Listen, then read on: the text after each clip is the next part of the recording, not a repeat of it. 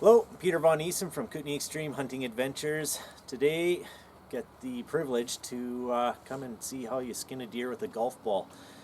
One of my friends took his boy out, Nate, right here.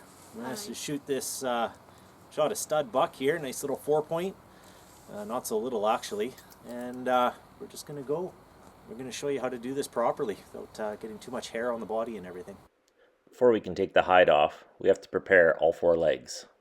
You can see on all four legs here that we've wrung the legs just below the knee, and from that point we've made an incision going up the inside of each leg, up and meeting to the point where we made our incision to gut the deer.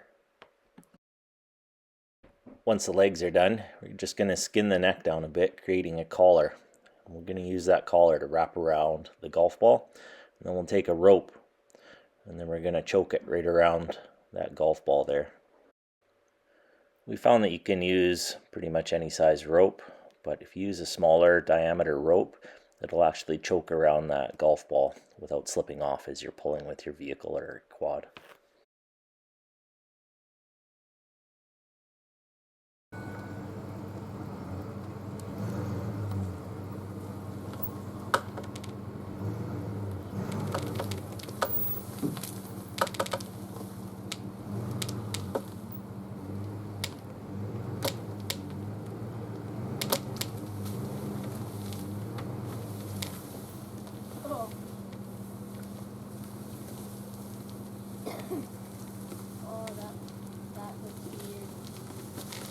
Could have kept driving and pulled the rest of the hide off, but we didn't want the deer to swing back and hit the trees.